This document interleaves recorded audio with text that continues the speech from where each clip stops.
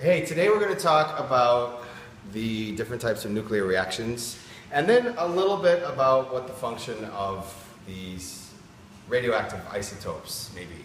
So we have four major types of nuclear reaction. We have artificial and natural transmutation, which we talked about in 10.1. And then we have nuclear fission and nuclear fusion. So just to refresh, natural transmutation involves the spontaneous decay of an isotope. And how do you figure out if something decays spontaneously is you look in table N. So get out your reference tables and you're going to turn to this page. You're going to look at table N. You're also going to be looking at table O because that talks about the symbols that we use in nuclear chemistry. So if it's on table N, it spontaneously decays. If it gives off any of the particles that are listed in table O, it spontaneously decays. Artificial transmutation. It's when you bombard a non-radioactive substance with one of these nuclear particles. Like, for example, when I take nitrogen and I add an alpha particle to it, I'm going to get it to change. Now, we have two other types of nuclear reactions. We have nuclear fission and we have nuclear fusion.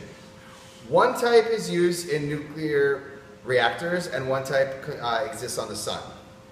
Nuclear fission occurs in a nuclear reactor. If you don't know what nuclear reactor is, nuclear energy, like on The Simpsons, you know, the big cooling towers look like this. They got smoke coming out the top. But this is where they're cooling down the water that heats up. And nuclear fission involves breaking something. The word fission means to break. So what they're doing is they're taking a larger object, something like uranium, and it's breaking apart into two smaller nuclides. In addition, energy is given off. Now, nuclear fusion happens on the sun, and the only example that they're going to give you is when you add hydrogen together to make helium. And that is the reaction that is occurring on the sun, and it gives off a lot of energy. If we could figure out how to do nuclear fusion, we would have solved all of the energy problems that we have on this planet. However, we have not yet figured it out where it is energy efficient. Now, you're going to go and look in your review book, and they talk about the radioisotopes on page number 84 of this review book. You're going to look at the radioisotopes, and all you really need to know, they're going to ask you about 4, maybe 5 different types of questions. Number 1, carbon-14 is used to date living things.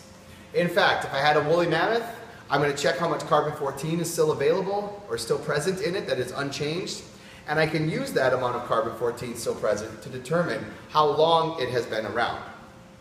Something that is older, like the rocks on the Earth, I'm going to use uranium, and let me just check that number. Uranium-238 is used to date minerals. I don't even have this stuff memorized. You guys, if you want to get 1 point on the regents, 1 point, commit this to memory. Now, I know that radium and cobalt are used to cure cancer. Radium-226, cobalt-60. Technetium, or TC99, is used for brain tumors. And finally, iodine-131 treats thyroid disorders. So, there's medical uses for these radioisotopes. If you ask me, I say don't memorize them for the regents, but if you want to get a highest score possible, I would say at least remember carbon-14, remember cobalt, remember uranium. Those are the big 3. Okay?